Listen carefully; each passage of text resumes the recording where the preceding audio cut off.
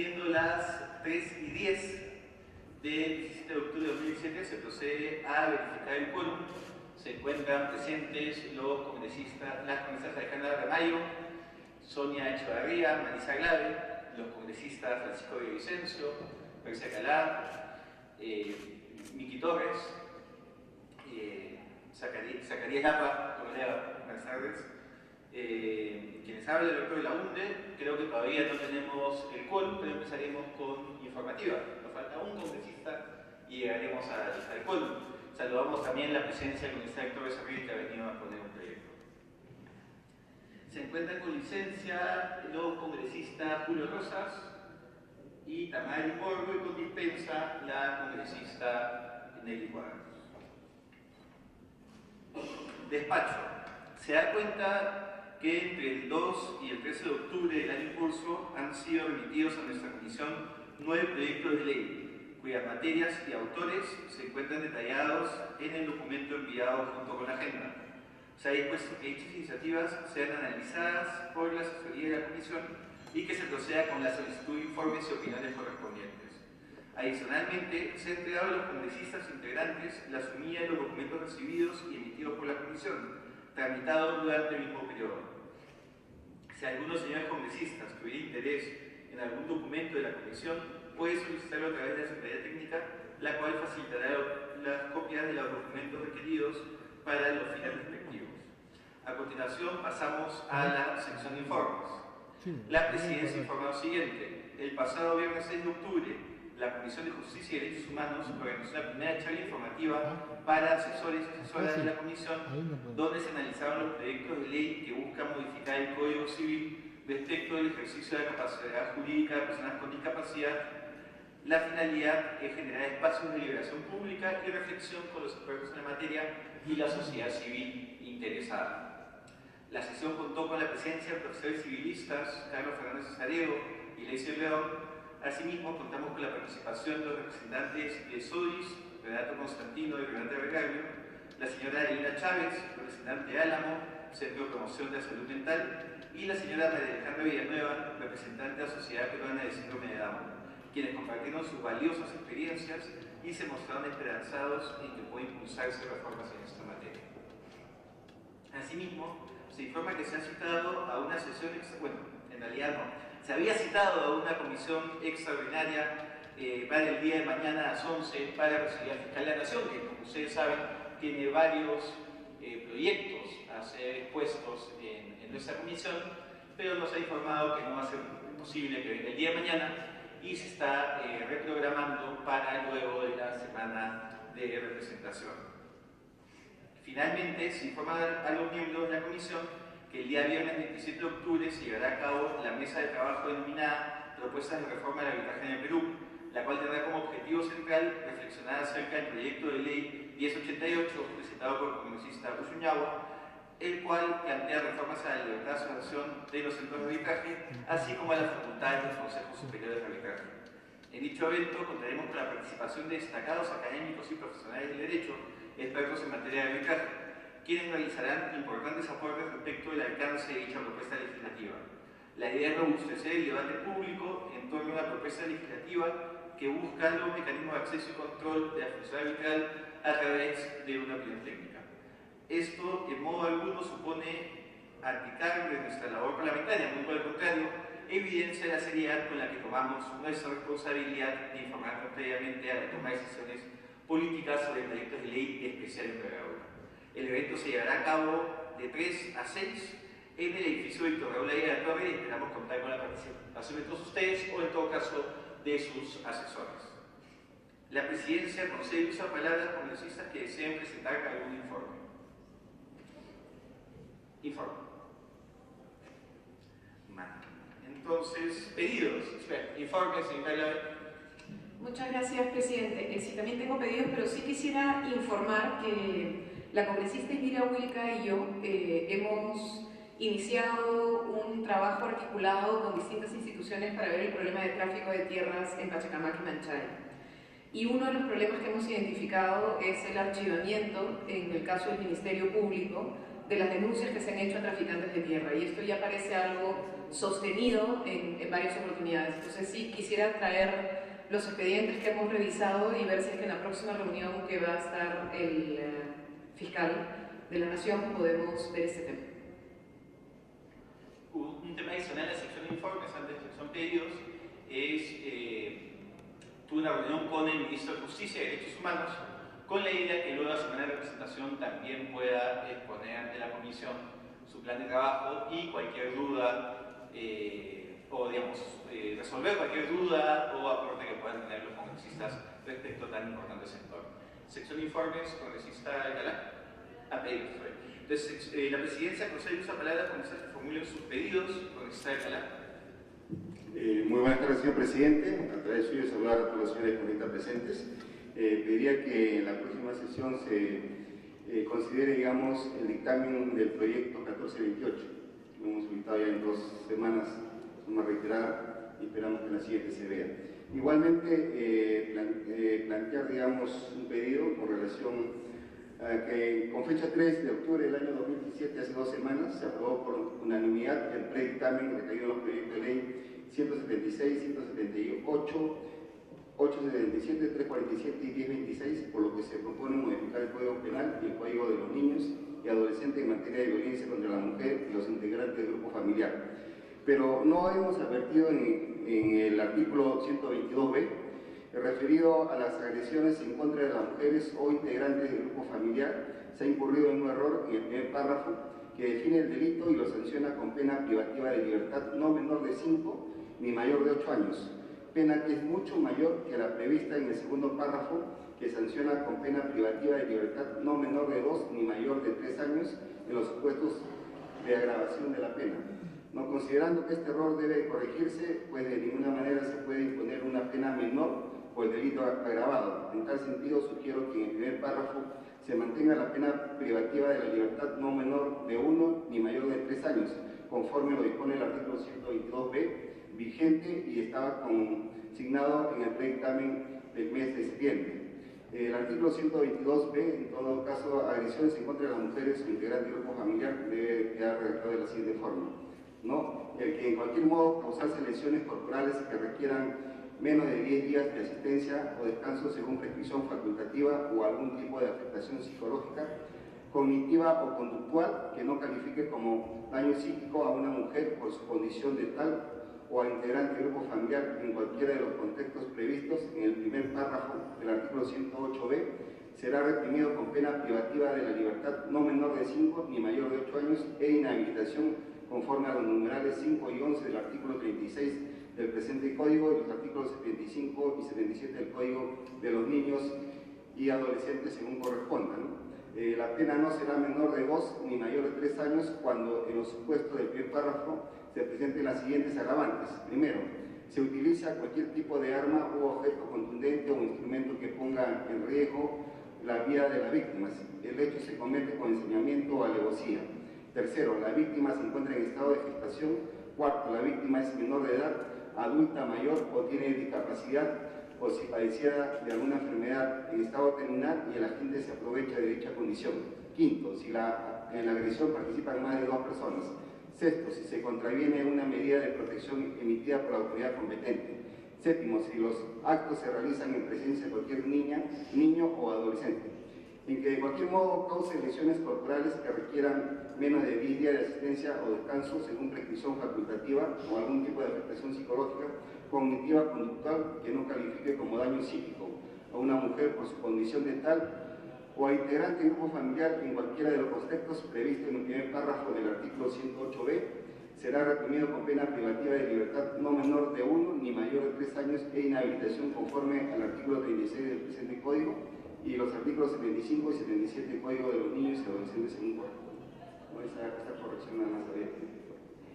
Gracias, colega. Le pediría que nos dara por escrito su soporte y lo vamos a revisar en la comisión.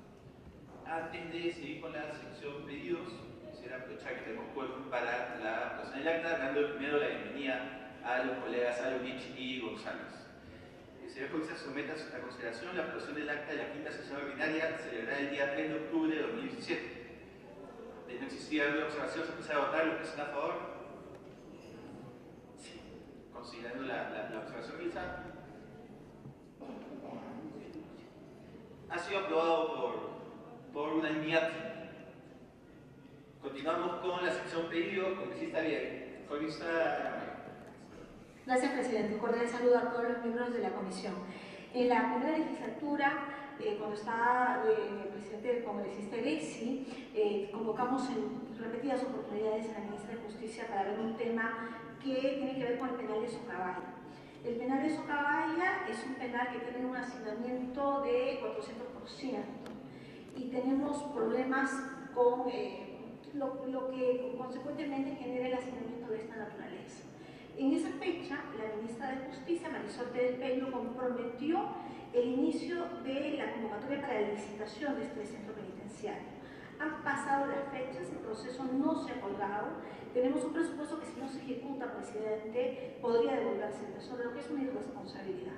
Yo quiero solicitarle a usted que invite al ministro de Justicia para que converse con los miembros de esta comisión respecto a la necesidad de la seguridad penitenciaria y las reformas de infraestructura penitenciaria y al presidente del INPE. Creo que son temas impostergables porque las personas habrán perdido sus derechos civiles, políticos, pero no su dignidad. Y creo que en esa línea es la que tiene que trabajar la Comisión de Justicia y Derechos Humanos. Muchas gracias. Gracias, congresista. Solo para señalar que estuve en el penal de Socabaya hace unas semanas y comprobé el hacinamiento y las difíciles condiciones pese al mejor entusiasmo para llevar a cabo actividades productivas. Hay claramente un problema que solo se va a poder solucionar con el proyecto de inversión que ustedes señalan. Estamos invitando al ministro de Justicia para la próxima sesión, o la próxima semana que tengamos sesión. Incluiré como uno de los puntos a tratar el que usted señalaba. Congresista Villavicencio. Gracias, presidente. Por su intermedio, saludar a mis colegas congresistas. Asimismo, señor presidente, mostrar mi preocupación porque ayer salió en libertad, como es conocido por todos los medios, la terrorista Marta Guatay, y hoy podría ejercer libremente la profesión de abogado. Señor presidente, en ese sentido debemos recordar que los partidos políticos encarnamos el sistema democrático del país y este Congreso debe cerrar filas a través de todas sus bancadas ante estos peligros que tenemos. Ayer el decano del Colegio de Abogados dijo asimismo que las sanciones que da el colegio ocurren cuando el abogado traiciona a su cliente. Pero es preocupante que mañana esta terrorista condenada, Marta Guatay, esté defendiendo a otros terroristas contra el Estado peruano. Así que yo quiero, además, hay que considerar que esta terrorista nunca ha mostrado señales de arrepentimiento sincero por los actos cometidos contra el Estado democrático y atentados contra la ciudadanía. En ese mismo sentido, esta terrorista tampoco cumplió con pagar su reparación civil, que asciende a 3.700 millones de soles. Hay que recordar que los docentes juzgados y sentenciados por terrorismo no pueden ejercer la educación. En ese mismo sentido, creo oportuno que esta comisión cite al decano del Colegio de Abogados a fin de evaluar esta situación y ver qué medidas podemos tomar para solucionar este vacío legal. Mediante la presentación de una propuesta legislativa o otra medida que nos permita corregir estas situaciones. Señor presidente, me parece oportuno que esta comisión marque una posición firme y mantenga la posición que siempre hemos tenido de terrorismo nunca más. Muchas gracias. Muchas gracias, colega. Sí, en esa misma línea he mandado una comunicación el día de ayer al decano del Colegio de Abogados de Lima pidiendo que se pueda iniciar un procedimiento disciplinario que culmine con la expulsión de la terrorista Marta Guatay del Colegio de Abogados. En esa línea, además, no es cierto, lo señalaron en algunos medios, que solo se puede sancionar en los casos en los cuales hay algún tipo de inconducta de cara al cliente. Esa es una visión privatista de la profesión que en la ética profesional ya ha sido absolutamente superada. El abogado no solo se debe a su cliente, sino que se debe a la justicia y al Estado constitucional de derecho. Y alguien como la terrorista Marta Guatay, que buscó destruir con violencia ese Estado de Derecho, resulta absolutamente incompatible que pueda realizar la actividad de abogado o cualquiera de ejercicio profesional de derecho. En esa línea considero que el Colegio de Abogados cuenta con todas las herramientas para realizar esa expulsión. Dicho ello, también creo sí, citaremos al decano del Colegio de Abogados para que pueda exponer su posición en esta comisión. Congresista Glave y luego el congresista Becerril. Muchas gracias, presidente. Yo tengo dos pedidos.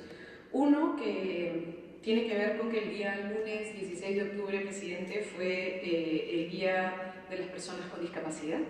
Y me alegra saber que hubo la reunión de asesores, de congresistas de la bancada para ver la iniciativa legislativa para poder adaptar nuestro Código Civil a la Convención de los Derechos de las Personas con Discapacidad de Naciones Unidas. Creo que en esta comisión solemos tener muchos debates en varios temas, pero espero, por lo que entiendo fue esa reunión, que podamos tener una posición conjunta y del mayor consenso posible a este respecto. Así que ojalá que pronto podamos agendar este tema en la comisión, pues creo que es una tarea pendiente para con las personas con discapacidad. Y el segundo pedido, presidente, tiene que ver con el reportaje de Cuarto Poder del domingo sobre el Consejo Nacional de la Magistratura, presidente.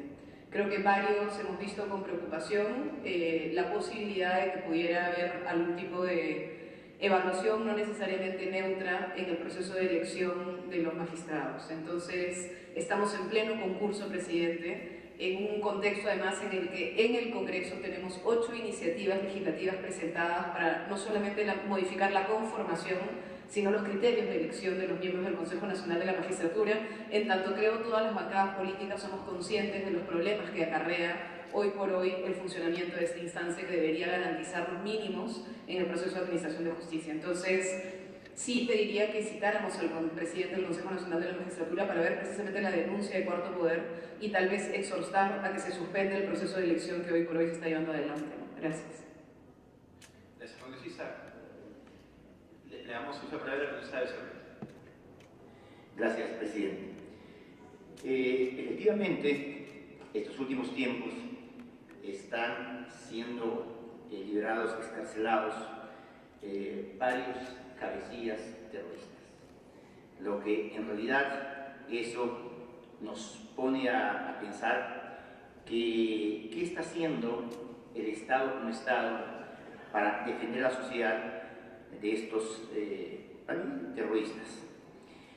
Por ejemplo, hasta ahora hay 233 excarcelados por terrorismo que siguen hasta el día de hoy en las aulas enseñando a los niños. Esto fue corroborado por el viceministro del Interior y también por el ministro.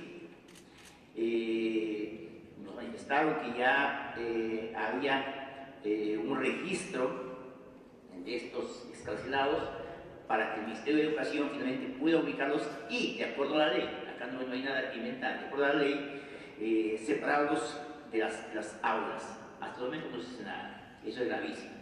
Pero también me preocupa, presidente, colegas, de que hace 25 años la terrorista Marta Huatay fue encarcelada. Se conoce por declaraciones de también exterroristas, como en el caso de Feliciano, que en el caso de Marta Huatay ha sido la presidenta de Socorro Popular. Socorro Popular ha sido el organismo terrorista que tenía y que planificaba los atentados, entre ellos Tarata. Y eso está en 3 declaraciones de terroristas. Sin embargo, presidente, el Ministerio Público recién hace, me parece, 3 semanas, ha solicitado una información al Ministerio Público a este respecto. Pregunto yo, después de 25 años, el Ministerio Público recién hace 3 semanas pide información a este respecto. ¿Por qué el Ministerio Público no comenzó a investigar este tema para luego hacer la acusación pertinente ante el Poder Judicial? ¿Por qué esperar que sea corto? Cuando obviamente el tiempo ya no da.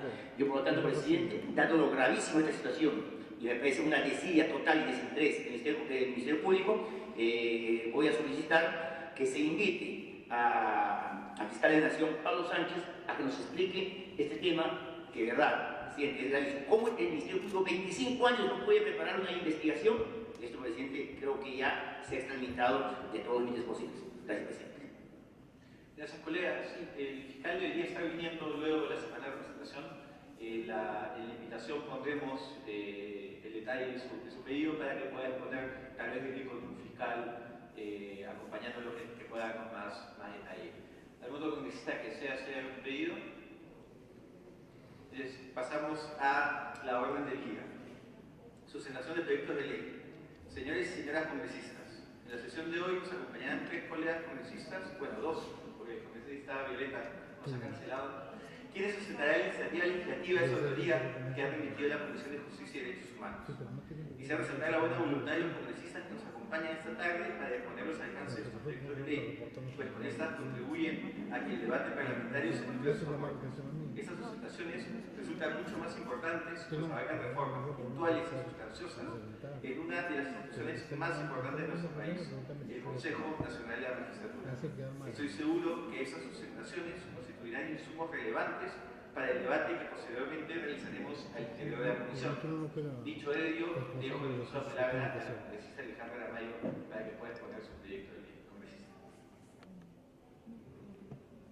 Muchas gracias, presidente. Quiero agradecer la invitación que me hace usted para que ante el Pleno de la Comisión se pueda sustentar un proyecto de ley que ha sido, si no el primero, uno de los primeros proyectos de ley que presenté en la primera legislatura. Después de ese proyecto de ley me he informado, han ingresado casi 10 proyectos de ley. ¿Cuál es la diferencia de este proyecto de ley respecto a las otras reformas que hay sobre el Consejo Nacional de la Magistratura? Y es que he leído algunos de los proyectos presentados por los colegas congresistas. Existe el proyecto del congresista José Paso, de la bancada Nuevo Perú, del congresista Héctor Becerril. Perdóneme usted. Bueno, ustedes y sus discrepancias. Gloria Montenegro, del congresista Zacarías Lapa, del congresista Velázquez Quesquén, y otros proyectos más que tienen que ver con esta reforma del Consejo Nacional de la Magistratura. Revisamos la propuesta del presidente. Todas tienen que ver sobre quiénes deben componer el Consejo Nacional de la Magistratura. Y versa desde si tienen que tener 45 años y 55 años, que tienen que ser ciudadanos en ejercicio, si son elegidos por los decanos de los colegios profesionales, si son profesores principales, en el caso de Javier Velázquez Quesquén, si son jueces superiores, fiscales superiores o supremos, si son profesores de universidades públicas o privadas. La diferencia de este proyecto de ley respecto a los otros valiosos proyectos de ley de mis colegas congresistas es que esta no es una reforma constitucional. Primero, este proyecto de ley lo que hace es incidir en la ley orgánica del Consejo Nacional de la Magistratura. Y lo que estamos haciendo es modificar y ampliar los artículos 16, 17 y el 4. Voy a pedir, por favor, si me pueden apoyar, he traído un texto sustitutorio para que pueda conocerlo miembros integrantes de la comisión. Vamos a empezar. La siguiente, por favor.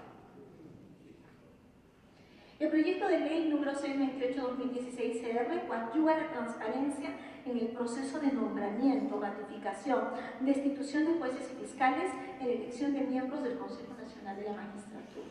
El objetivo, como lo he dicho antes, la modificación del artículo 4A, 16A, 17A y modificar el artículo 43 de la Ley 26397. Si nosotros le damos una mirada cómo ha evolucionado la Constitución del 79 y 93, podemos ver que el nombramiento de jueces y fiscales correspondía al presidente de la República. El nombramiento de jueces y fiscales hoy le corresponde al Consejo Nacional de la Magistratura. Y ante el único órgano que da cuentas el Consejo Nacional de la Magistratura es ante el Congreso de la República, pero es una cuenta sesgada y por eso es que nosotros modificamos o proponemos la modificatoria de los artículos 16 y 17. La insuficiencia normativa de la Ley Orgánica del Consejo Nacional de la Magistratura radica en la evolución legislativa de la Ley Orgánica del Consejo Nacional. Se advierte, presidente, que requiere ciertas incorporaciones legislativas que impliquen la transparencia, la idoneidad, la finalidad de que este órgano constitucional pueda socializar, validar y legitimar sus decisiones. De ahí quiero desprenderme a la modificación que pretendo plantear al artículo 4 de la Ley Orgánica. Si ustedes revisan, colegas congresistas, el artículo 4, que tiene que ver con los consejeros, se lee de lo que tenemos hoy, Artículo 4. Los miembros del Consejo Nacional de la Magistratura no están sujetos a mandato imperativo de las entidades o gremios que los eligen. Los miembros del Consejo se denominan consejeros, ejercen el cargo por un periodo de 5 años. Su mandato es irrevocable y no hay reelección inmediata de los titulares y suplentes que han cubierto el cargo en caso de vacancia, siempre que el periodo de ejercicio sea mayor de 2 años continuos o alternados. El cargo de consejero, dice, es indelegable y para ejercerlo se presta juramento ante el presidente saliente del Consejo, antes que cesen el ejercicio de cargo por vencimiento de periodo. Los consejeros, continúa el artículo, son responsables por los actos que realicen en el ejercicio de sus funciones. Pueden ser removidos mediante causa grave, mediante acuerdo del Consejo y del Congreso adoptado por el voto por las 2/3 partes del número legal.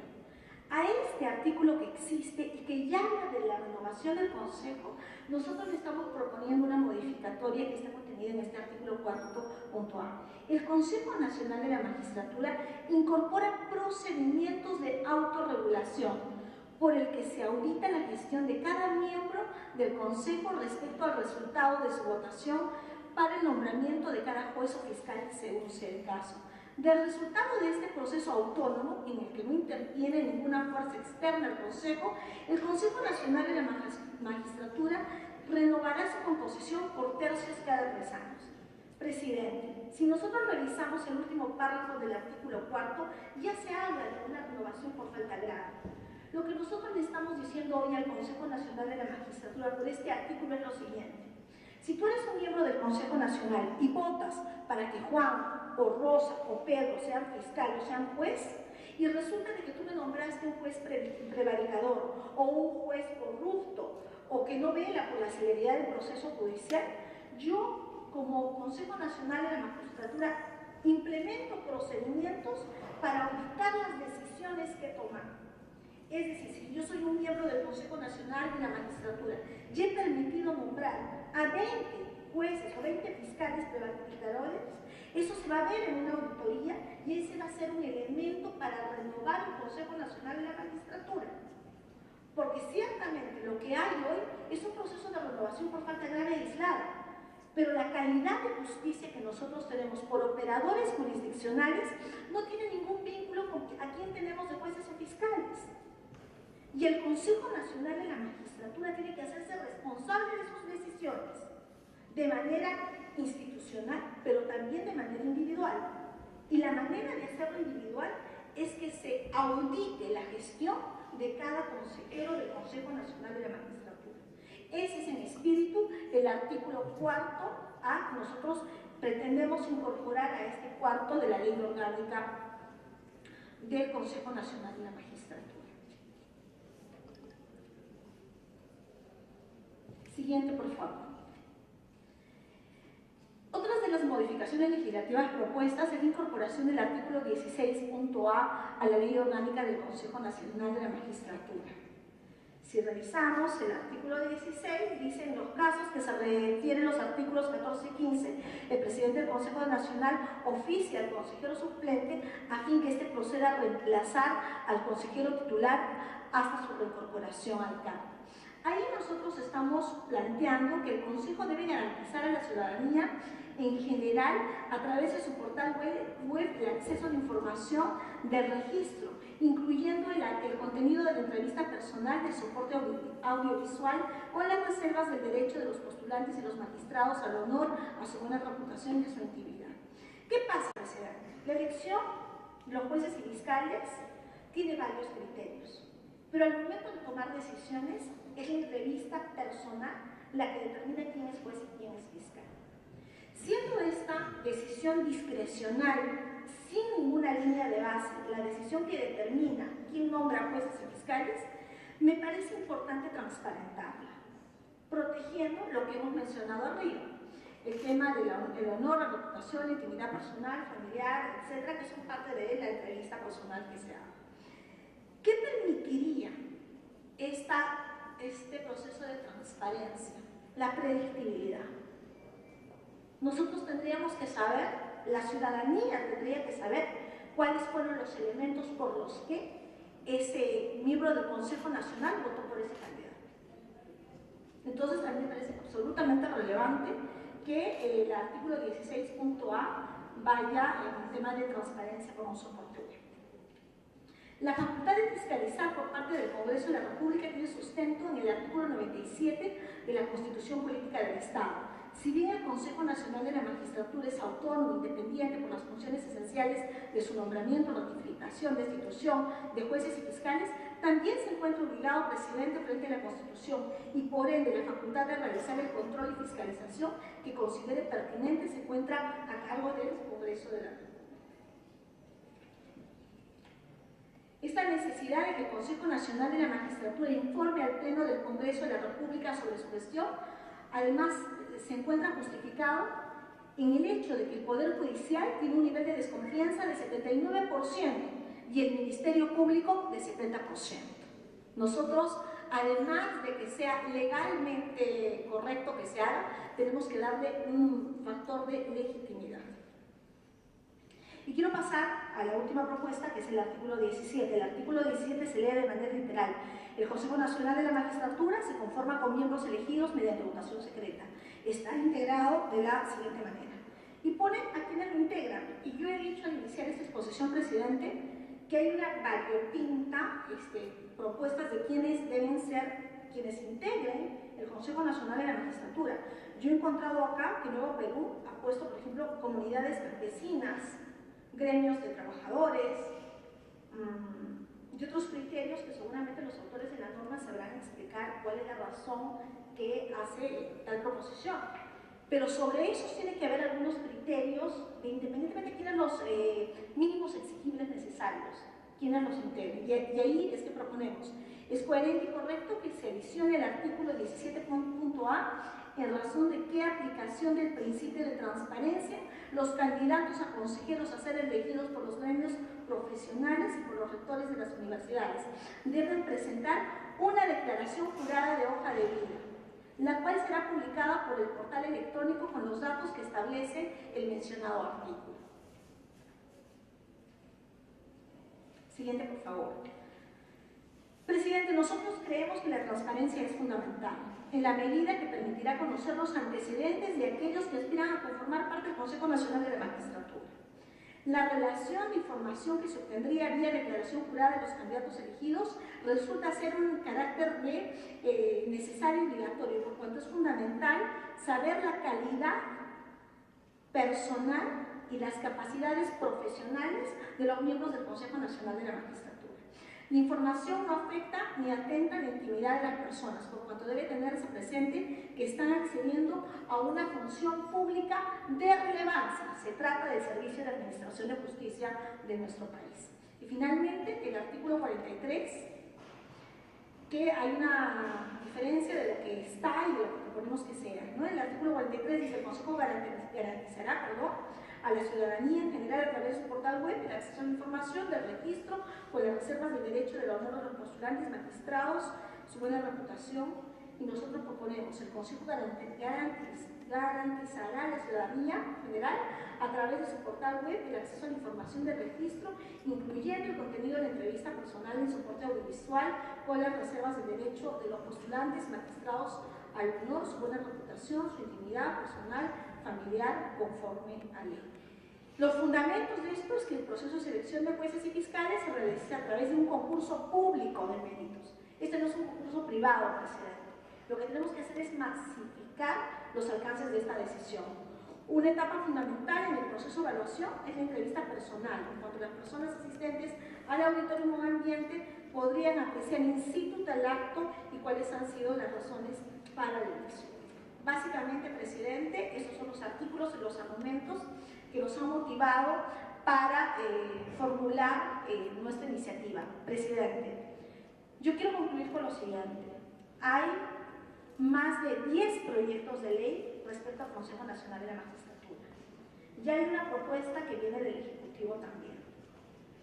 La idea no es politizar el CNM que va a administrar la justicia en el país. La idea, creo yo, es transparentar la elección, es poner vallas altas para quien accede a este nivel de gobierno y darles mecanismos para que se autorregule el Consejo Nacional de la Magistratura y pueda hacerse responsable de las decisiones de qué calidad de jueces y fiscales tenemos. Muchas gracias. Muchas gracias, colega. Señala que hemos solicitado información de una serie de entidades, ya empezamos a recibir algunos de los informes y sin duda va a ser debatido con la prioridad que ello amerita. Antes de darle la palabra al colega Héctor Becerril, quisiera compartir con ustedes, que puedan compartirlo, un artículo sobre lo que estábamos comentando respecto al caso de la terrorista Marta Batalla y cómo el actual marco normativo del Colegio de Abogados y de las normas éticas permiten y deberían exigir que esta persona sea separada definitivamente del Colegio de Abogados de Lima. Dicho ello, le doy la palabra al colega Héctor Becerril. Gracias, presidente. Colegas, este proyecto de ley 406-2016 lo presenté el 13 de octubre del año 2016, o se vale decir que ya tiene un año y un poquito más. Por eso agradezco que por fin nos esté invitando a exponerlo, me imagino, para luego ya hacer los dictámenes correspondientes. Este proyecto de ley lo que busca es modificar las causales de vacancia y elevar el estándar ético y moral que deben tener los consejeros del Consejo Nacional de la Magistratura. Para ello, propone modificar la ley orgánica del Consejo Nacional de la Magistratura. Acá en el país, en los últimos años, vemos que tanto el Ministerio Público como el Poder Judicial cada vez tienen mayores problemas. Vemos que cada vez la población los percibe como organismos ligados con la corrupción. Tan es así que, hablando del Poder Judicial, hay hasta el 80 y tanto % de personas que creen que es una institución corrupta. Y el Ministerio Público, si bien es cierto, no tiene esos niveles en encuestas, porque generalmente las personas normal, común y corriente, de pie, como se llaman, creen que el Ministerio Público es exactamente igual que el Poder Judicial. Es la única diferencia, pero la percepción es la misma. Y dentro de ello, el Consejo Nacional de la Magistratura tiene la altísima responsabilidad de nombrar, ratificar y destituir a jueces y fiscales. Por lo tanto, creemos que esta institución tiene que estar a la altura de las circunstancias. No hace mucho tiempo, justamente en esta última elección de esos consejeros del CNM, habíamos visto hechos muy graves respecto a la moral, a la idoneidad, a la ética de quienes forman parte de este organismo. También hay que recordar que estamos a puertas de, bueno, ya se inició la parte inicial de los exámenes, evaluaciones que están dándose para nombrar jueces supremos, o sea, la máxima judicatura en lo que es en el Poder Judicial y también en el Ministerio Público. Entonces, presidente, creemos que tiene que elevarse la valla respecto a los requisitos que tienen que tener los consejeros, y hemos presentado otro proyecto de ley que está en Constitución para hacer esas modificaciones. Acá lo que estamos buscando es más bien precisar y modificar la ley orgánica, elevando el estándar ético y moral. De tal manera, vamos a ir al artículo 6 actual, dice: no pueden ser elegidos como consejeros. En el artículo 9 dice: los que incurran en incapacidad moral establecidas en el inciso 4, artículo 11 de la presente ley. ¿Por qué estamos incrementando este artículo 4? Porque en realidad, inciso 4, perdón, porque hasta ahora se habla pues de incapacidad moral, pero no se describe qué es incapacidad moral, qué se entiende por incapacidad moral. Por eso acá lo estamos precisando. Artículo 11, el cargo de consejero vaca por las siguientes causas. Y estaba por muerte, por renuncia, por vencimiento del plazo de designación, por incapacidad moral la cual constituye cualquiera de las siguientes circunstancias. A. Tener resolución judicial firme que acredite que ha incurrido en adulterio, conducta deshonrosa, uso habitual e injustificado de drogas alucinógenas o de sustancias que puedan generar toxicomanía. Eso es el agregado que estamos haciendo. B. Estar inscrito en el registro de deudores alimentarios morosos. C. Tener sentencia o resolución judicial firme que ordene medidas de protección por violencia familiar. Tener la respectiva resolución que acredite haber incurrido en hostigamiento sexual. Como sabemos, colegas, presidente, el CNM es un organismo independiente por mandato constitucional, tiene la muy alta y delicada misión de seleccionar, nombrar y periódicamente ratificar a jueces y fiscales sólidamente probos, independientes, provistos de valores éticos y morales, idóneos para garantizar la plena vigencia de los derechos de la persona y el respeto a su dignidad a través de una correcta administración de justicia. Es por ello que para que se pueda desempeñar la función superlativa de consejero, se requiere que ésta mantenga una conducta completamente idónea dentro y fuera de su institución. Por tal motivo, estamos presentando este proyecto de ley. Presidente, yo creo que, dada, como repito, las circunstancias actuales, la coyuntura actual, y que cada vez el sistema judicial en el país está con graves percepciones de la población respecto a corrupción, y más aún, presidente, si antes la delincuencia era el mal grave en el país, ahora el principal problema que tenemos es la corrupción. Y no tengo ninguna duda, presidente, y lo digo abiertamente, si la corrupción en el Perú ha llegado a límites siderales, la responsabilidad, el origen, para mí, es el Ministerio Público y el Poder Judicial. Porque mientras la corrupción esté enquistada ahí, no se hace justicia. Al no haber justicia, esto genera impunidad, y la impunidad es lo que alienta la corrupción. Podemos analizar las diferentes etapas, los diferentes organismos del Estado, organismos como puede ser el Poder Ejecutivo, el Poder Legislativo, el Poder Judicial. Pero quien tiene que ver directamente con la corrupción es el Ministerio Público y el Poder Judicial. Por tanto, presidente, yo creo que hay que ir poniendo vallas para que quienes llegan a tener esos cargos pasen pues por un filtro. ¿Y quién pone el filtro? El CNM. Por lo tanto, hay que mejorar el CNM, presidente. Gracias. Muchas gracias, colega. Le agradecemos por su tiempo de poder poner este proyecto, el cual también ha sido enviado a instituciones y especialistas para poder contar con las opiniones, y sin duda lo que nos toca ahora como comisión es preparar un dictamen que responda a las propuestas realizadas por los colegas. Pasamos al segundo punto de la agenda, que es el dictamen del proyecto de ley 1469, que declara de interés nacional y necesidad pública la creación del Distrito Judicial Selva Central. Estimados colegas, como primer debate en la agenda tenemos el dictamen del proyecto de ley 1469, que declara de interés nacional y necesidad pública la creación del Distrito Judicial Selva Central.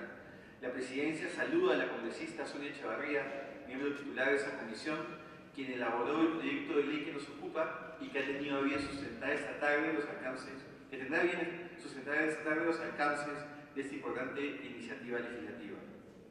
Como señalé al asumir la presidencia de la Comisión de Justicia y Derechos Humanos, uno de los pilares de esta comisión es la reforma de la justicia en nuestro país, especialmente mejorar el acceso universal a la justicia.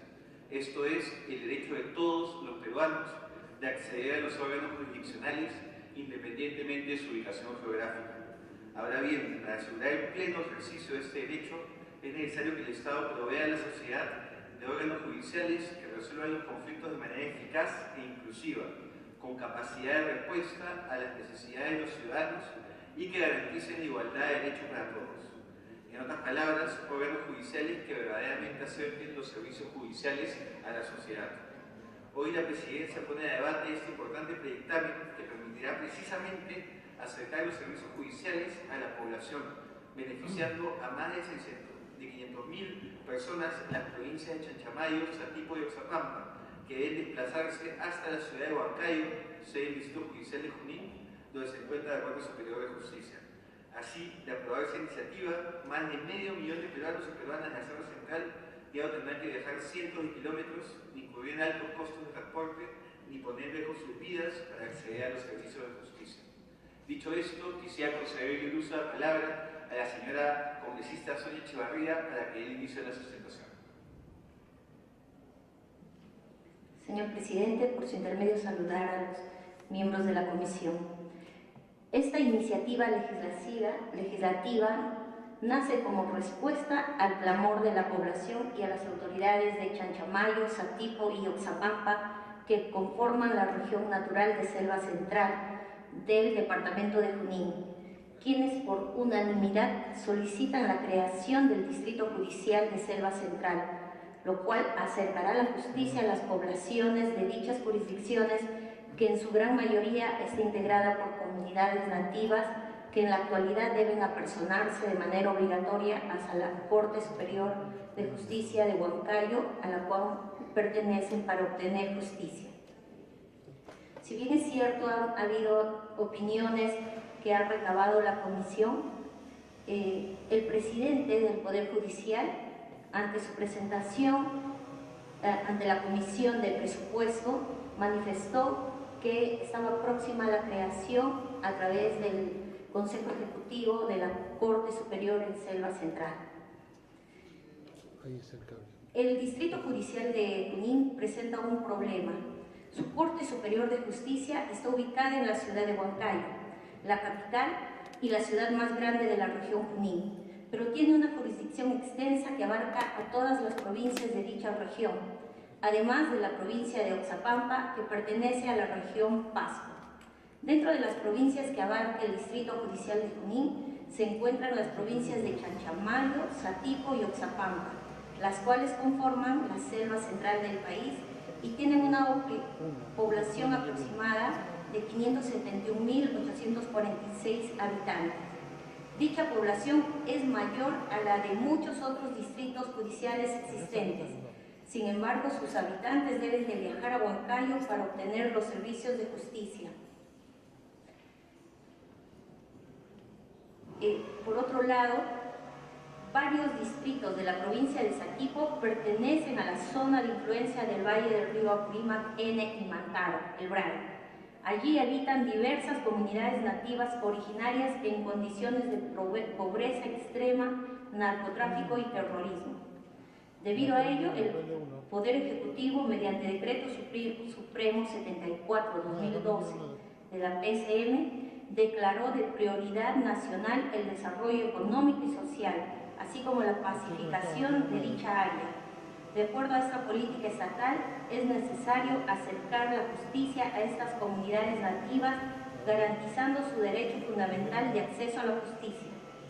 En ese sentido, no se debe de obligar a los litigantes del BRAE a realizar un largo y costoso viaje a Huancayo, que podría incluso llegar a ser peligroso para su salud debido a la altura de esa ciudad. Esta propuesta facilita el derecho constitucional que todo ciudadano tiene acceso a la justicia, el cual, según el Tribunal Constitucional, consiste en que toda persona o sujeto justiciable pueda acceder a los órganos jurisdiccionales independientemente del tipo de pretensión formulada y de la eventual legitimidad que pueda o no acompañarle a su petitorio.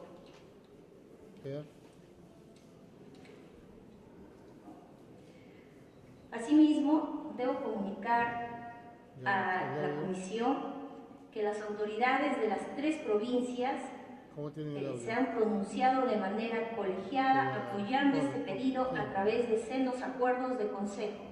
Además, que manifiestan su legítima aspiración que la sede de la nueva Corte Superior de Justicia que va a crear se establezca en su jurisdicción, por lo que es necesario que el Poder Judicial de manera técnica evalúe la ubicación de la misma. Mediante acuerdos de consejo suscritos en estos últimos meses, han manifestado esta voluntad. Tal es así, señor presidente, que en estos momentos contamos con la presencia del alcalde de Chanchamayo, el señor Mario Jun Wong, el alcalde del distrito de San Ramón, Juan Ludeña Orihuela, los abogados, autores por años de este proyecto. Es un proyecto que viene desde el año 2001, y que ahora vemos que va a hacerse realidad. El doctor Beltrán Auris Arquizuri, el doctor Dante Palomino Rivera, la doctora Sonia Adama Salinas, Richard Jaramillo Calle, Sixto Víctor Patiño, Shirley Víctor Jesús Trujillo, Elías Samaniego Lanasca, Willy Espinosa y José Alegre Yaco, estos últimos 4 periodistas, para de una u otra manera respaldar la presentación y solicitar la aprobación del proyecto de ley. Gracias. Jesús Trujillo, Elías Samaniego Lanasca, Willy Espinosa y José Alegre Yaco, estos últimos 4 periodistas, para de una u otra manera respaldar la presentación y solicitar la aprobación del proyecto de ley. Gracias.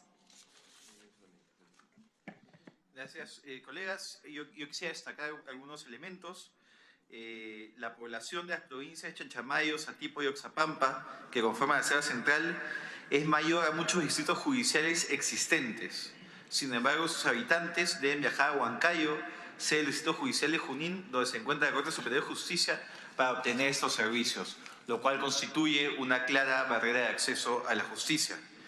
Otro elemento es que esto no crea ni aumenta ningún gasto. El propio presidente del Poder Judicial ha señalado al Congreso que los costos de implementación del Distrito Judicial Selva Central se financiarían a través de ajustes del propio presupuesto del Poder Judicial, lo que significa que la propuesta no crea ni aumenta ningún gasto al erario nacional, sino que sería financiado con los fondos ya asignados a la Judicatura.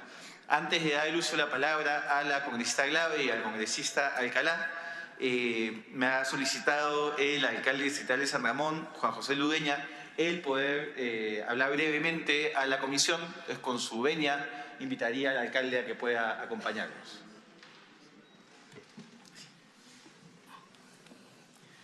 Muy buenas tardes. Primeramente, quiero darle gracias a Dios sobre todas las cosas, a todos los congresistas miembros de la Comisión de Justicia y Derechos Humanos.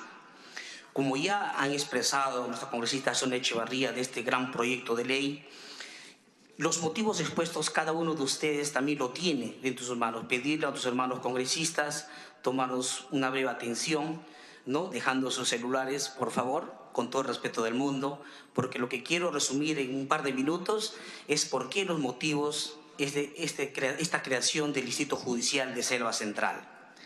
Cuando se habla de Selva Central, se habla de 3 provincias emergentes enormes, con más de medio millón de habitantes, casos judiciales entre 8.000 a 10.000 casos. Si hablamos de Chanchamayo a Huancayo, estamos hablando de más de 150 kilómetros, que implica 3 horas y media de viaje. Si hablamos de Satipo, más de 250 kilómetros y hablamos de casi 5 horas de viaje. Es como ir de Lima a Tarma. Esto implica un gasto enorme, sin haber de repente expresado los motivos también que 4 meses tenemos en el año. Desde diciembre a abril tenemos problemas enormes de temas climáticos con huaicos, derrumbes, y todos estos temas se paralizan en tema judicial. Es por eso la importancia de este distrito de creación en la provincia y Selva Central, porque es importantísimo. La verdad, yo suplicarle a todos los miembros de la comisión, cuando hablamos que esto se inició el año 2001, estamos hablando hace más de 15 años, han pasado 3 gobiernos y tenemos personas, hombres de derecho que lucharon mucho, que lamentablemente no fueron escuchados, y que gracias a este proyecto de ley presentado por la congresista Sonia Echevarría, creo que en esta oportunidad debe ser un hecho, y pedirle a ustedes, hermanos congresistas, que se apruebe por unanimidad para que posterior se lleve seguramente ante el Congreso General de la República, porque es de vital importancia. La verdad que nosotros estamos muy agradecidos a la congresista, a los hombres que hace 15 años están presentes el día de hoy acá, el doctor Auris Beltrán, el doctor Dante Palomino y otros hombres y también mujeres de derecho que estuvieron detrás de este proyecto importante que hoy consolida a nuestra congresista Sonia Echevarría. Así que, por favor, hermanos congresistas, pedir esta gran importancia. No son 8.000 a 10.000 casos judiciales que tiene Selva Central en estos momentos. Muchísimas gracias, que Dios los bendiga. Muchas gracias, señor alcalde. Dicho ello, abrimos el debate. Le doy uso a palabra a la congresista Marisa Glave. Muchas gracias, presidente. Saludar la iniciativa de la congresista. Entiendo que la voluntad de sacar este proyecto declarativo es una manera también de marcar posición sobre la urgencia de que se produzca, ¿no? Y creo que una de las cosas que más me animan de este proyecto es que cuenta con una opinión del Poder Judicial, quien estaría comprometido a hacer realidad la posibilidad de tener esta sede de Selva Central, porque parte de los problemas que normalmente tenemos cuando nosotros avanzamos hacia proyectos declarativos es que no necesariamente se van a volver realidad. Y eso sí es algo preocupante, porque muchas veces mandamos el mensaje de que ya es una ley cuando no necesariamente va a tener un sustrato real. Y más bien en este caso entiendo que la dinámica cuenta con una opinión favorable del Poder Judicial en el sentido de un compromiso a avanzar hacia esa materia.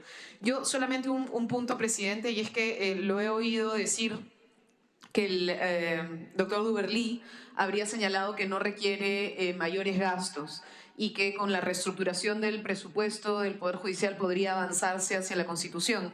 Sería importante, creo, apoyar con mayor presupuesto igual al Poder Judicial, presidente, porque no podemos nosotros simplemente pretender con los recursos ya existentes seguir abriendo salas que muchas veces suponen demandas mayores, no solo de personal, sino de carga en administración de justicia, y sería interesante que los congresistas miembros de la comisión pudiésemos apoyar también a un avance en el incremento del presupuesto del Poder Judicial, presidente. Gracias, congresista Glave. Congresista Alcalá. Sí, señor presidente. Bueno, yo creo que es una necesidad, un clamor de la población de ese sector. Siempre ellos han tenido su sede, bueno, judicialmente en la ciudad de Huancayo, a pesar que Oxapampa pertenece a la región de Pasco, pero por la cercanía y creando, digamos, la Corte Superior dentro de Chanchamayo, creo que va a dar, digamos, mayor facilidad para bajar también la carga procesal. Porque hoy en día el desplazamiento solamente de una persona que tenga hoy en día un juicio, el tiempo que se demora y el costo, porque no solamente es ir y volver el mismo día, más alojamiento, más alimentación, eso conlleva una serie de gastos y a veces, en muchos casos, terminan abandonados por los interesados porque no hay los medios económicos. Son más o menos 150 kilómetros como mínimo y como máximo 300 kilómetros de distancia entre una provincia hacia la de Huancayo. Yo creo que estratégicamente estaría bien ubicado dentro de la ciudad de Chanchamayo. Además, esto ya lo hemos visto en la Comisión de Presupuesto con el presidente del Poder Judicial, en la cual dijo que ya estaba ya con el acuerdo del Consejo Superior o Supremo, digamos, del Poder Judicial, y no tienen ellos inconvenientes. Es más, así dentro de los requerimientos de aumentar, digamos, su presupuesto, está dentro de lo solicitado por el señor Duberlí, y yo creo que no hay inconveniente en aprobar más de una vez la votación. Gracias, congresista Alcalá. Congresista Pariona. Muchas gracias, presidente. Dando un saludo cordial a todos los colegas y a las autoridades que vienen de la parte de la Selva Central. Igualmente felicitar la iniciativa de este proyecto de ley, pero creo que hay que hacer una reflexión también profunda en relación a la realidad que existe en otras partes del Perú y que creo que es deber del Poder Judicial y de las entidades competentes en velar por garantizar un buen espacio de implementación, el equipamiento y el recurso humano que amerita los distritos judiciales. En Ayacucho repetimos la misma historia. El sur de Ayacucho, Lucanas, Puquio, Coracora, está a por lo menos 12 a 15 horas de la capital de región. Y tenemos que darnos una vuelta por la costa, por Ica, por Nazca, para entrar al territorio sur ayacuchano. Y muchos de nuestros hermanos se ven limitados en el acceso a la justicia. Y por esta realidad que yo conozco, además de cerca por ser ayacuchana, yo reconozco y valoro la iniciativa porque lo que estamos haciendo es limitar el acceso a la justicia de los ciudadanos. Y habiendo opinión y además siendo consciente el Poder Judicial de esta necesidad en la zona de Selva Central, me parece que sería un buen motivo, además, para incluir dentro del debate presupuesto cómo es que sí garantizamos para la implementación y la designación de algunos otros distritos judiciales, también pensando en que en realidad esto se repite en varias partes de nuestro país.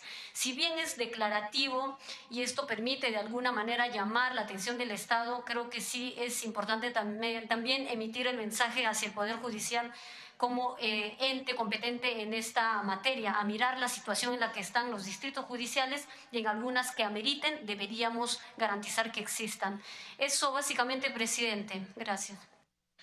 Gracias, congresista. Congresista Echeverría. Quiero hacer una acotación, señor presidente. En la presentación que hizo el presidente del Poder Judicial, el doctor Duberly, manifestó de que no iba a incrementarse ningún tipo de gasto, toda vez que al interior del Poder Judicial habían reorganizado y el día de mañana va a haber una votación importante que a nivel del Poder Judicial se va a dar el voto para la creación de la Corte en Selva Central. Gracias. Gracias, colega. Le damos la bienvenida a los congresistas Monterola y Mulder. ¿Sin alguna intervención adicional? Dado que no hay más intervención... Sí, perdón, congresista Pacori.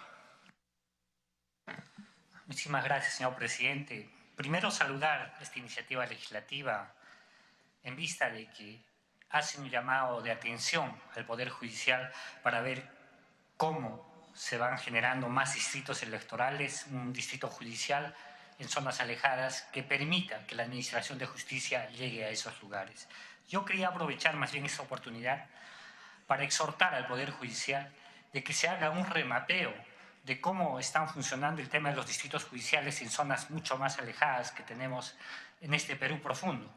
Y esto amerita, pues, de que más allá de que se apruebe este proyecto de ley, se tenga que ver un mapeo en zonas alejadas, como es el caso de la región de Puno, en la región de Cusco, en la provincia de Chumbivilcas, donde varios ciudadanos tienen que, pues, recorrer distancias lejanas para buscar un proceso de administración de justicia. Entonces, creo que este proyecto de ley es positivo, pero también hace hincapié para que podamos exhortar al Poder Judicial y se pueda encontrar mejores niveles de administración de justicia, principalmente en el Perú profundo. Muchas gracias, congresista. ¿Alguna otra intervención? Dado que no hay más intervenciones, se somete a votación el predictamen del proyecto de ley 1469. Los señores congresistas que estén a favor, se les levanta la mano. Muy bien, en contra. Abstenciones. Ha sido aprobado por unanimidad el proyecto de ley. Muchas gracias, congresistas. El siguiente predictamen de los proyectos de ley 348, 471, 188, 1405 y 1728, que proponen modificar el ordenamiento jurídico en materia de protección de la mujer. Este predictamen incluye los proyectos de ley presentados por la célula parlamentaria PRISTA, a iniciativa del congresista Luciana León, del Grupo Parlamentario Frente Amplio, a iniciativa del congresista Hernando Ceballos, el Grupo Parlamentario Peruanos por el Cambio, iniciativa de Ana María Choquehuanca, y el Grupo Parlamentario Nuevo Perú, a iniciativa de Indira Wilca, uno de los proyectos, y el otro del congresista Horacio Pacori. Señores y señoras congresistas, en estos últimos días los medios de comunicación han podido mostrar a la luz dos terribles casos de violencia contra las mujeres. Por un lado, nuevamente un video nos ha salpicado en el rostro las agresiones y golpes que día a día viven miles de mujeres en nuestro país. Esta situación lamentablemente ha coincidido con la discusión de este proyecto en nuestra comisión. Pensemos entonces todo lo que desde nuestra labor de representantes podemos mejorar para evitar y sancionar estas situaciones. Bien sabemos, estimados colegas, que la actualización de las normas siempre llega tarde respecto a la realidad que avanza sin pausa. No esperemos más casos de violencia para poder modificar la normativa a favor de mujeres víctimas, pues cada día que pasa será un caso más que pudimos prevenir. El predictamen que se somete a debate contempla las siguientes modificaciones que coadyuvan a mejorar la protección de las mujeres y los integrantes del grupo familiar contra la violencia. Se propone modificar los sujetos pasibles de protección de la Ley 30 a 36.4, a fin de abarcar también los parentescos por adopción actualmente no contemplados. Asimismo, se propone modificar la definición de violencia económica a fin de armonizarla con la contenida en el reglamento de la ley. Por otro lado, se ha precisado que las comisarías deberán otorgar información no solo sobre los derechos que le asisten a las víctimas de violencia, sino también una explicación del procedimiento a seguir luego de hecha la denuncia. Sobre afectaciones físicas y psicológicas, se propone que el Instituto de Medicina Legal del Ministerio Público, en coordinación con el Ministerio de Salud, emita alineamientos para su calificación. En cuanto al trámite de la denuncia, se ha previsto un nuevo procedimiento en el cual resaltamos, primero, la facultad del niño y adolescente para interponer una denuncia por violencia sin necesidad de presencia de un adulto, y segundo, la precisión de que no será requisito para interponer una denuncia presentar resultados de exámenes físicos, psicológicos, pericias de cualquier naturaleza o mostrar huellas visibles de violencia. En cuanto a la modificación en el trámite del proceso, el predictamen propone la obligación de elevar en consulta los expedientes cuando el fiscal decida no formular denuncia contra los presuntos agresores, a fin de que cuando no se impugne dicha resolución, igual esta pueda ser revisada por superior jerárquico. Asimismo, se propone regular los procesos en casos de riesgo severo, referido a riesgo de muerte, compromiso de zonas vitales u hospitalización de algún tipo, ya que actualmente existe un vacío legal respecto de su trámite. Estos se harán de manera célere, de modo que se comuniquen los hechos de modo inmediato a la Fiscalía Penal y al Juzgado de Familia. Estos últimos deberán adoptar de inmediato las medidas de protección o cautelares sin previa audiencia, y las fiscalías penales o las que cumplan sus funciones que deben priorizar la tramitación de casos de riesgo severo. Por otro lado, se ha incluido expresamente la prohibición dirigida a los funcionarios públicos de emitir juicios de valor o realizar referencias innecesarias a la vida íntima, conducta, apariencia, relaciones, entre otras circunstancias de las víctimas, para evitar su revictimización. En cuanto a las declaraciones de las víctimas, el predictamen propone pautas para su valoración, en las cuales se precisa que no debe exigirse una referencia exacta, precisa y detallada de los hechos. Respecto a las obligaciones institucionales, se propone que el Ministerio del Interior garantice la existencia de personal policial debidamente capacitado en materia de derechos de las mujeres y de los integrantes del grupo familiar. En el caso del Ministerio Público del Poder Judicial, se ha precisado que estos deberán asegurar la capacitación permanente y especializada de los jueces, fiscales y médicos legistas especializados en temas de violencia contra mujeres integrantes del grupo familiar. Finalmente, se propone la modificación del delito de resistencia o desobediencia a la autoridad a fin de establecer como agravante el incumplido de resistir una medida de protección dictada en un proceso originado por hechos que configuran violencia contra las mujeres o contra integrantes del grupo familiar. En estos casos no será aplicable la suspensión de ejecución de la pena. Es por estas consideraciones, señores congresistas, que la Comisión de Justicia y Derechos Humanos recomienda la aprobación de este predictamen, tomando en cuenta además que va en la línea del trabajo ya desarrollado por la Comisión de la Mujer del presente Congreso. Dicho esto, quisiera abrir el debate y ceder el uso de la palabra a quienes tengan algo que expresar respecto a este proyecto. Congresista Alcalá. Presidente, no sé si se va a aprobar artículo por artículo porque son una serie de artículos, o en todo caso se hace en forma conjunta, porque nosotros sí tenemos como bancada más de 30 observaciones, o en todo caso hacemos llegar las observaciones por escrito y lo dejamos para debatirlo en la próxima sesión con las observaciones, porque si no vamos a perder el tiempo. Perfecto, congresista. Aceptamos la recepción de las recomendaciones para buscar un texto de consenso. Sí quisiera dar el uso de la palabra para poder facilitar el debate en la siguiente sesión y que esto pueda convertirse en un dictamen. Congresista Glave. Gracias, presidente. Saludar a quienes han hecho las propuestas. Como usted ha dicho, tenemos un problema muy grave de violencia contra la mujer y tenemos un problema muy grave de violencia en general. Hemos visto en los medios de comunicación, como usted ha dicho en estas semanas, elementos de agresión muy fuertes, además con una sensación de desprotección muy grande de parte de las víctimas en la posibilidad de hacer un ejercicio real de defensa. Estos proyectos traen algunos elementos que son importantes de resaltar, y seguro varios de los congresistas, el congresista Pacorio, la congresista Wilca lo levantarán, que son autores de los proyectos que también han sido incluidos. Yo quisiera plantear un punto que me preocupa, porque entiendo que algunos congresistas están en contra de la posibilidad de que el menor, ya sea niño, niña o adolescente, pueda hacer una denuncia sin el acompañamiento de un adulto. Y en ese sentido, presidente, a mí me alegra leer que en el predictamen sí se incorpora la posibilidad de que los niños y adolescentes en su condición de víctimas puedan realizar una denuncia. ¿Por qué? Porque una de las cosas que hemos visto, si ustedes revisan, por ejemplo, uno de los últimos casos que ha salido de una niña de 8 años, que hoy día tiene 27 semanas de embarazo porque es fruto de una violación, el proceso de denuncia no se pudo hacer porque precisamente habían problemas, como hay en muchos casos problemas en los cuales niños sufren violencia, adolescentes sufren violencia y no necesariamente los padres acompañan la denuncia, presidente.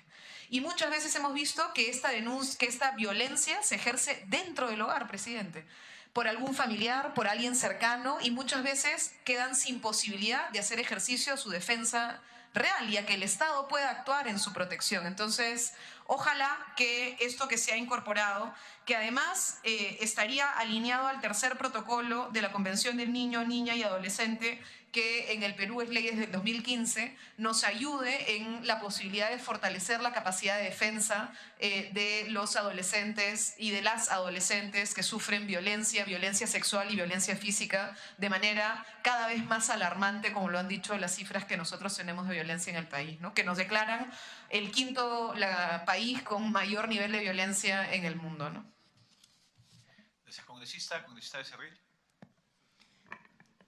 Gracias, presidente. Justamente lo que comenta la colega Maísa Glave me da pie para esta participación.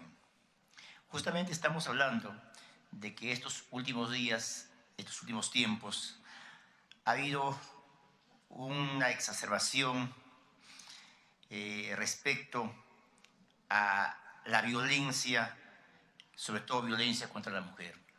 Hemos sido testigos por los medios de comunicación cómo algunas personas atacan con una violencia enfermiza generalmente a las mujeres. Eso, bajo todo punto de vista, es condenable y así lo hacemos notar siempre. Pero hay otro tipo de violencia también que actualmente se está dando y justamente contra colegas congresistas.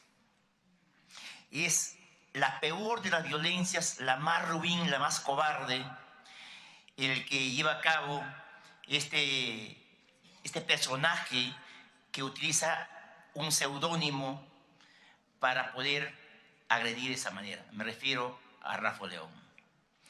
Bajo el seudónimo de la China Tudela, no es de ahora, esto es consuetudinario, hay mucho tiempo que ejerce ese tipo de violencia. Y de verdad, yo no veo ahí, por ejemplo, que haya la misma reacción de algunos grupos como Ni Una Menos, algunos grupos que supuestamente rechazan la violencia contra la mujer, pero claro, a veces cuando la violencia es contra un sector político, no se dice nada. Y presidente, y es triste en realidad, cuando uno quiere legislar sobre el tema, por ejemplo, no se puede. ¿Por qué? Porque los medios, los mismos medios que permiten este tipo de agresión como caretas, van a saltarse el techo y decir, por ejemplo, no, es una ley mordaza. ¿Dónde queda, presidente, la autorregulación? Que, o sea, en la revista Caretas, por ejemplo, tal Rafa León puede insultar abiertamente con epítetos, digamos, denigrantes a la mujer. ¿Dónde están las mujeres que se indignan cuando hay este tipo de violencia? Lo que ha pasado últimas semanas, presidente, colegas, es de verdad, ha pasado todos los límites permisivos. Insultando, digamos, tratando de jugar incluso con los apellidos. Desde acá, presidente, mi rechazo a medios de comunicación, en este caso como Caretas, que permiten este tipo de personas que escriban esta revista, y también a este ruin personaje, cobarde personaje de Rafael León, presidente. Gracias. Gracias, congresista. Sí, justo en este caso ha habido un pronunciamiento de rechazo del colectivo Ni Una Menos, y en la comisión estamos por poner a debate el proyecto político contra el acoso político a la mujer. Entonces esperaremos que se pueda generar el consenso necesario para poder aprobar tan importante predictamen en las próximas semanas. Aprovechamos para darle la bienvenida a la congresista Wilca y también para darle el uso de la palabra sobre el punto de agenda.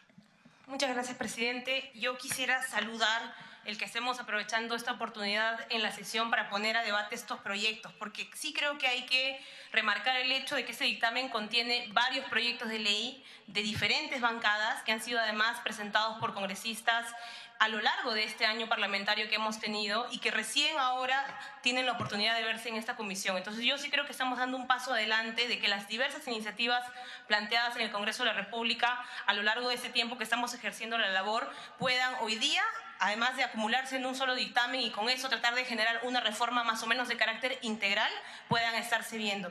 Quiero señalar la importancia de esto porque es verdad que estos proyectos requieren el estudio y debate además necesario, y creo que ahí los aportes de los congresistas van a ser muy útiles.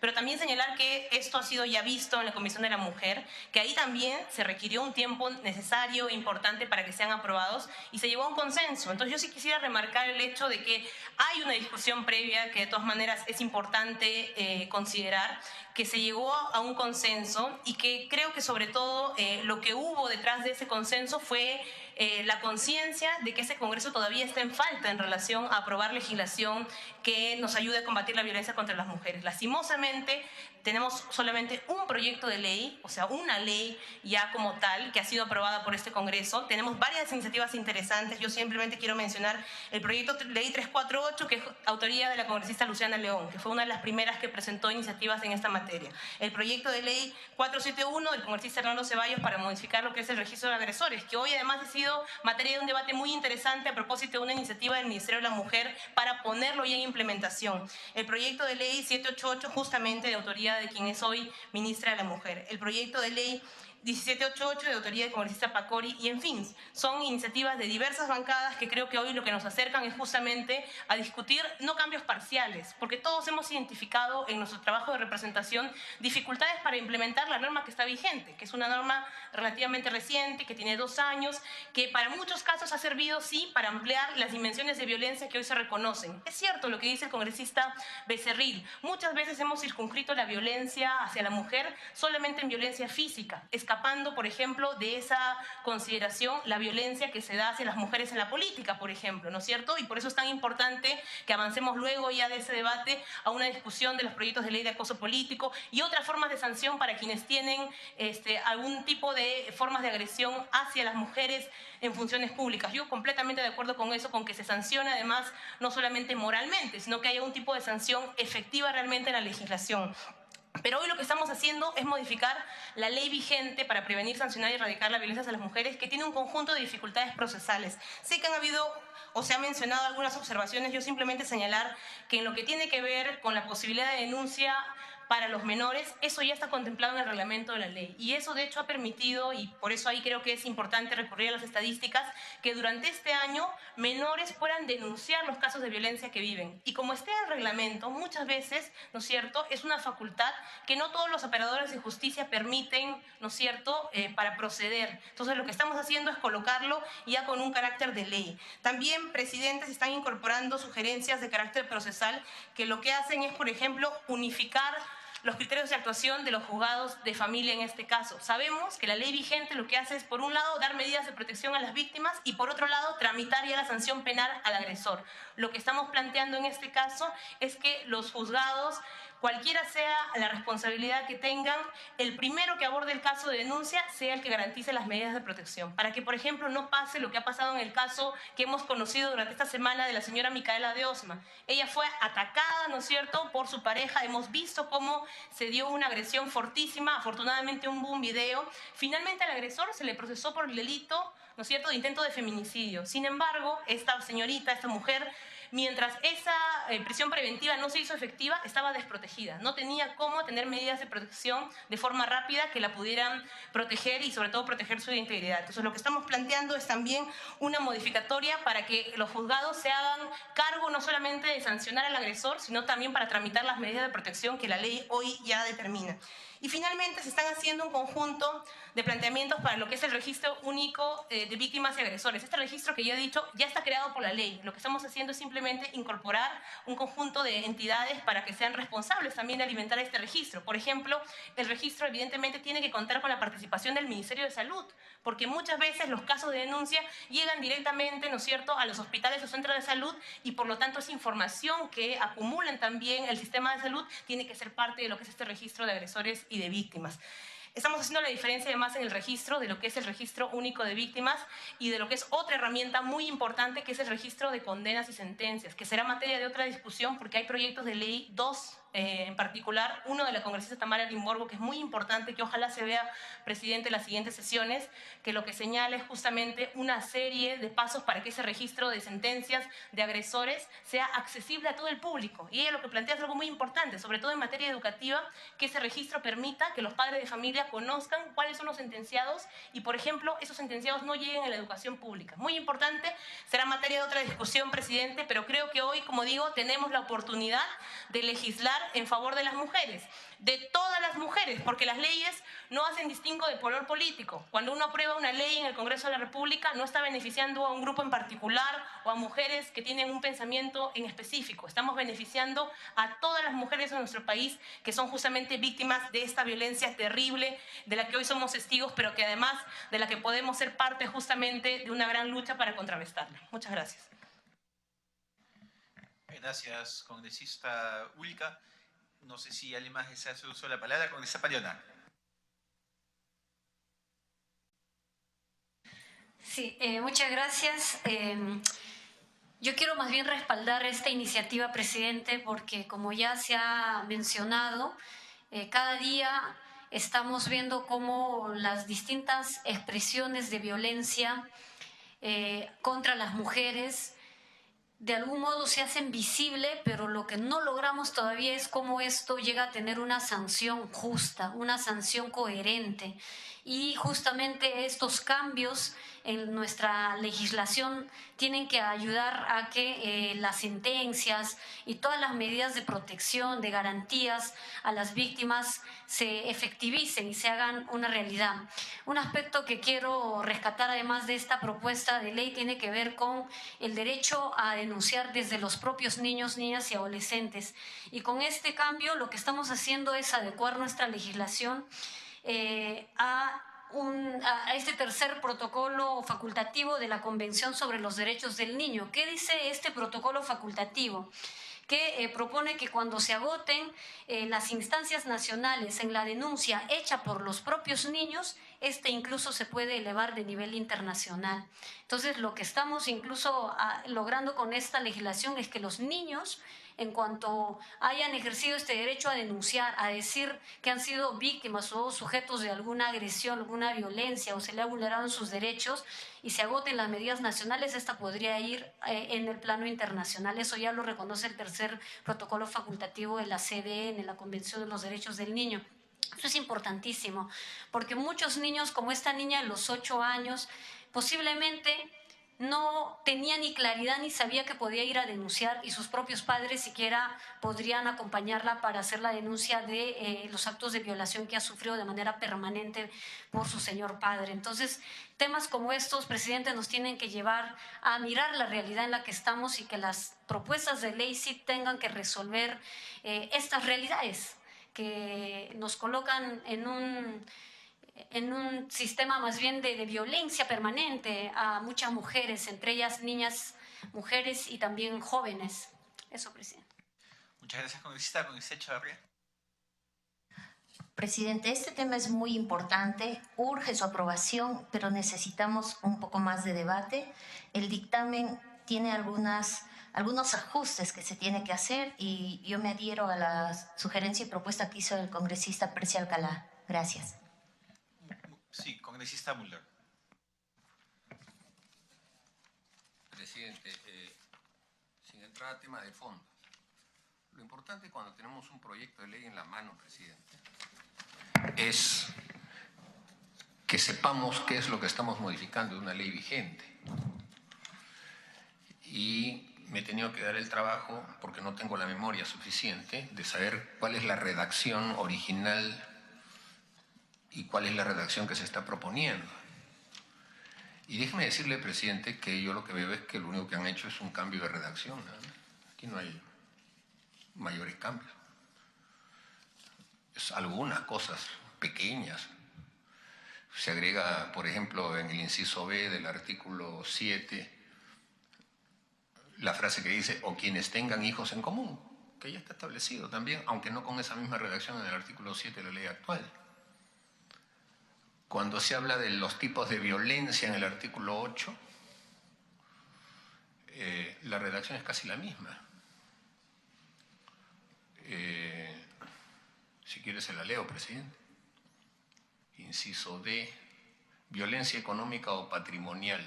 Es la acción u omisión que se dirige a ocasionar un menoscabo en los recursos económicos o patrimoniales de cualquier persona a través de 1, 2, 3, 4, 5 incisos. Aquí dice, es la acción u omisión que ocasiona un menoscabo en los recursos económicos o patrimoniales de las mujeres por su condición de tales o cualquier integrante del grupo familiar en el marco de relaciones de poder. Aquí está redactado en términos genéricos que también puede incluir a hijos o lo que fuera, solamente que la redacción es distinta. Lo mismo, presidente, con el artículo, hasta donde ha avanzado, nada más, ¿no?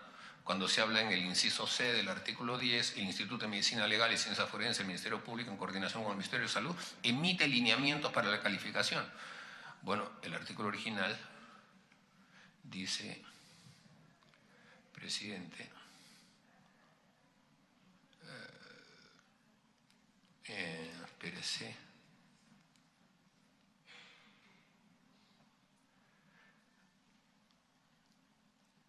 Promoción y prevención. Ya ves, no es tan fácil pues, hacer este trabajo de distinguir, pero en fin, ya no lo encuentro. Yo lo que le pido, presidente, es que para la próxima semana usted pueda traer en 2 columnas las 2 leyes. Entonces ya sabremos exactamente qué es lo que estamos modificando. Porque esto de, por ejemplo, de que la denuncia puede ser interpuesta por los niños y adolescentes, eso no está impedido con la ley actual, porque en la ley actual se dice que cualquier persona, la denuncia puede presentarse por escrito o verbalmente cuando se trata de una denuncia verbal y se levanta un acta, etc. En el reglamento es verdad que establecen que hay un mecanismo de identificación de la persona, pero lo que se ha hecho aquí es agregarle todos los lineamientos del reglamento al artículo 15. Entonces, está bien por ese lado, pero no había impedimento en la ley para que un menor pudiera interponer una denuncia en la actualidad, y de hecho han habido casos de menores que han interpuesto denuncias, sobre todo adolescentes. Entonces, presidente, por eso no he querido entrar a tema de fondo, pero sí es importante saber qué estamos modificando y por eso le quería pedir esa mecánica que hace mucho más fácil la discusión, presidente. Muy bien, congresista, entonces pasaríamos a cuarto intermedio de este tema para más debate, incorporar alguna de las sugerencias y, por supuesto, acoger lo que solicita el congresista Mulder. Congresista Glave. Sí, presidente, además de estar de acuerdo con que podamos ver el antes y el después para ver qué cosa es lo que se está modificando como técnica en el dictamen, si se va a entregar por escrito 30 precisiones, de repente podrían compartirse para que podamos nosotros también ver cuáles son los argumentos. Sin duda, le pediré a la Secretaría que comparta ese documento con todos los integrantes de la comisión. El siguiente punto en la agenda es el predictamen de los proyectos de ley 157, 278 y 328. En realidad es una propuesta para llevar al archivo estos proyectos. La comisión propone el archivo de estos 3 proyectos, pues se proponía modificar el decreto legislativo 1068 que creó el Sistema de Defensa Jurídica del Estado. Sin embargo, el 6 de enero de este año, el Poder Ejecutivo, en el marco de las facultades legislativas delegadas por este Parlamento, emitió el decreto legislativo 1326 que reestructura el Sistema Administrativo de Defensa Jurídica del Estado y crea la Procuraduría General del Estado. Esta última norma derogó expresamente el decreto legislativo 1068, el cual pretendía modificar los proyectos de ley. Asimismo, creó una nueva entidad, la Procuraduría General del Estado, con un organismo y sistema totalmente distintos al previsto en la anterior norma. Sin perjuicio de ello, varias de las propuestas contenidas en los proyectos de ley también se encuentran en el Decreto Legislativo 1323. Así tenemos lo siguiente: el Decreto Legislativo también contempla la autonomía funcional de la Procuraduría y los procuradores. El Consejo Directivo de la nueva Procuraduría General del Estado ya cuenta entre sus integrantes a un tercero ajeno al Ejecutivo, la Contraloría General. Y finalmente, en el Decreto Legislativo no se ha establecido como requisito que los procuradores soliciten autorización al Consejo de Defensa para la emisión de declaraciones. Así las cosas, la Asesoría Técnica de la Comisión recomienda el archivo de los proyectos de ley 157, 278 y 328 que proponían modificaciones al elaborado decreto 1068. Dicho eso, quisiera abrir el debate si hay algún congresista que quiera hacer uso de la palabra. Si no, procedemos a la votación. Los que están a favor del archivamiento de estos proyectos, ha sido aprobado por unanimidad. Tenemos también pendiente de continuar el debate el proyecto de interjusticia. Ese es un proyecto que iniciamos el debate la vez pasada. Es un espacio importante para institucionalizar lo que el día de hoy es simplemente la voluntad de parte de los actores del sistema de justicia, que es el Acuerdo Nacional por la Justicia. Esta propuesta será importante para recoger un principio fundamental en la administración, en el sistema de administración de justicia, que es el principio de colaboración entre entidades. Este debate lo habíamos iniciado en la comisión hace aproximadamente un mes y continuaremos el día de hoy con ese debate. Quien quiera hacer uso de la palabra puede hacerlo en este momento. ¿Congresista Alcalá? Yo creo, señor presidente, yo creo que se han hecho ya las aclaraciones y veo que también se han recogido las opiniones vertidas aquí en la respectiva sesión. Yo creo que nada más someterlo al voto, ¿no? Muy bien, si no hay otra intervención, congresista Pacori.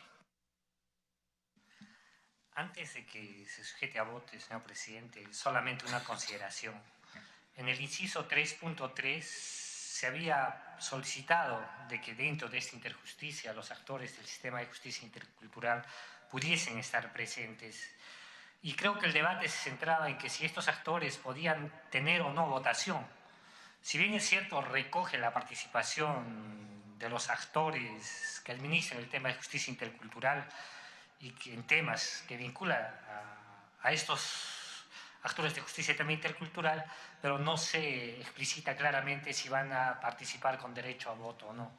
En esa medida yo quería hacer una sugerencia con un texto sustitutorio en el inciso 3.3 que pone de manifiesto que para el debate de temas vinculados a justicia intercultural, Interjusticia convocará a los representantes de comunidades campesinas y nativas y de las rondas campesinas quienes tendrán derecho a voto, considerando de que en los temas que sean convocados, los actores de justicia intercultural puedan tener solo derecho a voto.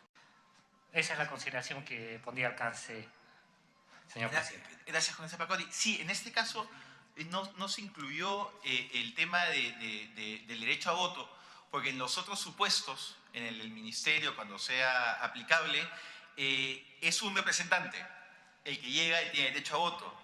En este caso no hay una sola voz. Tenemos más de 7.000 comunidades campesinas, más de 2.000 comunidades nativas, 55 pueblos indígenas. Entonces, no existe todavía una entidad o una organización que englobe a todas esas voces para que pueda representar y tener un solo voto en este espacio de interjusticia. Sí se les considera, y por eso con voz, pero no con voto. Habría que ver la posibilidad de tener una iniciativa que genere algún espacio de representación única que pueda hacer viable la consideración que tenga al voto, porque si no, la cantidad de actores que podrían estar validados para tener voto podría ser mayor incluso que los integrantes de Interjusticia. Esa fue la valoración que tuvimos para considerarlo con voz, pero no con voto en esta oportunidad. Agotado el debate, sometemos a votación el proyecto de Interjusticia. Los congresistas que se encuentren a favor... Sí, perdón, el congresista Villavicencio. Sí, presidente. Yo había solicitado en la sesión que justamente comenzó el debate que se presenta el ministro. y además había unos aportes que había hecho la congresista Alcalá. Solamente hay una duda que tenemos nosotros, ¿cómo será la asignación del presupuesto? O sea, para el cumplimiento de sus funciones. Cada entidad aportará un porcentaje de su presupuesto al sector justicia como ente rector, se le asignará una partida presupuestal para el funcionamiento, porque el último párrafo del artículo 5 de la fórmula legal se reconoce capacidad de gasto como instituciones nacionales y extranjeras para el cumplimiento de estas funciones. Interjusticia podrá cerrar todo tipo de contratos, acuerdos y convenios con entidades públicas o privadas. Por eso que era importante que estuviera el ministro de Justicia, porque este era un proyecto que nació con la ministra Pérez Tello, pero que nunca vino a sustentarlo, así que no sé si habrá cambiado las condiciones, pero quisiera que se tenga en cuenta de todas maneras. Sí, congresista Alcalá. Señor presidente, como esto lo mandó el Poder Ejecutivo, fue la ministra de Justicia anterior, hoy hay cambio de ministro y de repente él tiene otra política. De repente vamos a aprobar algo que de repente no va a ser, no va a ser algo práctico. En todo caso, pediríamos que la presencia del ministro para que venga, si él acepta, digamos, el proyecto, no hay problema en aprobarlo, ¿no?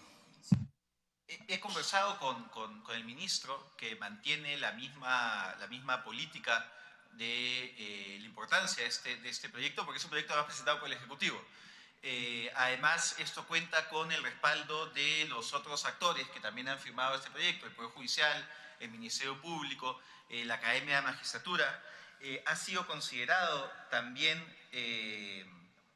la propuesta que ha señalado el congresista Villavicencio respecto al tema presupuestal, evitando que esto pueda generar mayores gastos. Este proyecto ya ha sido aprobado en la Comisión de Descentralización y solo faltaría el dictamen de la Comisión de Justicia para que el debate pueda llevarse en el Pleno. Yo le solicitaría a los congresistas si podemos someterlo el día de hoy a aprobación, con cargo a que todavía queda pendiente el debate en el Pleno del Congreso. Congresista Pariana. Sí, presidente. Yo considero que esta propuesta que alcanzó el Ministerio de Justicia en su momento es importante porque lo que plantea es tener un consejo interinstitucional para el seguimiento de las políticas en materia de justicia y compromete a distintos actores para enfocar su mirada en la implementación de no solo las políticas, sino de todo lo que implica la reforma incluso judicial, ¿no? Y para que hagamos la justicia más intercultural, más accesible, en fin. Presidente, solo como un elemento, porque entiendo que su criterio, esto de quién, a través de qué organización se representa a las miles de comunidades y tal, existe un precedente muy interesante en relación a la participación de los pueblos indígenas dentro del Viceministerio de Interculturalidad. Están dentro del grupo de trabajo sobre política indígena, el GTPI, tienen voz, tienen opinión, tienen derecho a proponer, son consultados sobre algunas políticas, de hecho formaron parte del proceso de consulta previa sobre la política de educación intercultural bilingüe, la ley forestal y otros. Entonces, a mí me parece que este precedente ayuda a considerar a que las organizaciones en sus propias formas organizativas, porque no es que exista un formato de parte del Estado para ver cómo esto se organiza, porque a nivel de las regiones y a nivel nacional existe ya un pacto de unidad de pueblos indígenas, por ejemplo, que han estado interlocutando con el Estado. Y me parece fundamental que no les eximan o les retiren esta posibilidad también de tener voto en esta instancia. Entonces, así como existe de los pueblos indígenas, también existe en la central de rondas campesinas a nivel del Perú. Es decir, existen ya organizaciones referentes que representan a estas comunidades de manera orgánica. Sí, por eso el dictamen reconoce que tienen derecho a voz y a participar. Eso ha sido considerado dentro del predictamen. Lo que no se puede considerar es el derecho a voto, porque además cada actor del sistema de justicia tiene derecho a un voto. Entonces, por eso es que por el momento ha quedado de lado, pero podemos buscar una fórmula más adelante para el Pleno o para otro proyecto de ley que permita una mayor institucionalización. Agotado el debate, yo quisiera someterlo a votación de los congresistas presentes. Los que estén a favor, los que estén en contra, abstenciones. Abstención del congresista, con la abstención el voto a favor del congresista González y con la abstención del congresista Becerril, y el voto a favor de la presidencia, queda aprobado por mayoría este predictamen. Debido a que no hay más puntos en agenda, con el quórum reglamentario se solicita la dispensa del trámite de aprobación del acta para proceder a ejecutar los acuerdos adoptados en la presente sesión. ¿Los que están a favor? Listo, muchísimas gracias. Ha sido aprobada la dispensa de trámite, siendo las 4:48, se levanta la sesión. Muchas gracias.